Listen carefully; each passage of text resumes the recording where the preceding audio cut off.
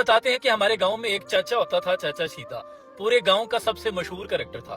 उसका जब भी कोई अच्छी चीज खाने का दिल करता, या बिलखुसूस सुबह सवेरे चाय या पराठा, तो उसका तरीका वारदात ये था कि वो घर से निकलता और देखता किसी घर के दरवाजे के सामने कोई खातून झाड़ू लगा रही होती, तो दूर से उसे कहता कि हाय नेकबख्त, तूने इस घर को क्या से क्या बना दिया। तुमने तो इस घर में मेहनत कर करके इसे जन्नत बना दिया है, लेकिन दुख की बात यह है कि ना तेरे खामद ने और ना तेरे ससुरालियों ने तेरी कदर किया। बस फिर खातून की दुखती रग पर हाथ रखने की देर थी कि वो अपने शौहर की शिकायतों की अंबार लगा देता, और इसके बाद चाचा घर में दाखिल हो जाता और शौहर की तरफ भी देखकर कहता, पुत्र तू ही अपनी बेगम दी कदर नहीं की, वो चलिया अपनी बेगम दी कदर कीता कर।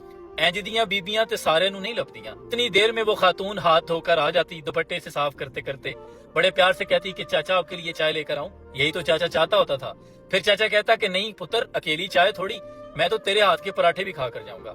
और फिर वो गर्मा गर्म पराठे और चाय का कप ले आती। बस कुछ ही लम्हों में चाचा 2-4 पराठे, 1-2 चाय का मग डकारते हुए शुक्र अल्हम्दुलिल्लाह कहकर वहां से निकलता। फिर मौके के गवाह बताते हैं, चाचे के 2-4 पराठों और चाय के मग की वजह से हफ्तों हफ्तों महीनों महीनों तक उस घर से फिर लड़ाई और फितना फसाद नहीं खत्म होता था। और बदकिस्मती ये है कि पढ़े लिखे खानदानों में भी, हमारे अतराफ भी रिश्तेदारों में, हर घर में या गली मोहल्लों में ऐसा एक करैक्टर जरूर मौजूद होता है जो सिर्फ अपनी जुबान की जमा खर्ची या चस्के के लिए या 2-4 पराठों के लिए, चाय के एक मग के लिए आता है और घरों के घर उजाड़ के चला जाता है। क्योंकि छोटी मोटी नचाकियां तमाम घरों में होती हैं।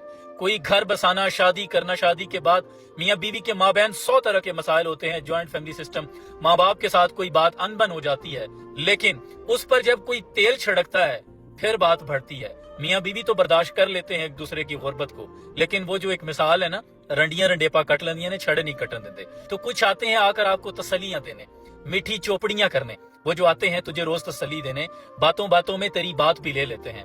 तो खुदा के लिए अपने अतराफ ऐसे करैक्टर्स को पहचाने और कोशिश करें कि इनका आपके घरों में एक्सेस ना हो।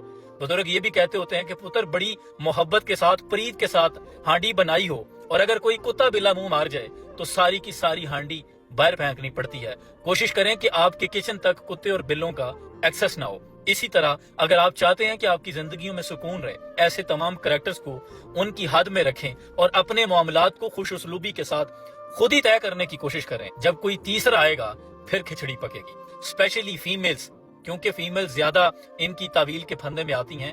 वो ख्याल रखें ताकि आपके घर का सुकून बर्बाद ना हो। अल्लाह करीम आपके घरों की खुशियों को सलामत रखे, आपको अपने प्यारों के साथ सलामत रखे। सलाम पहुंचे।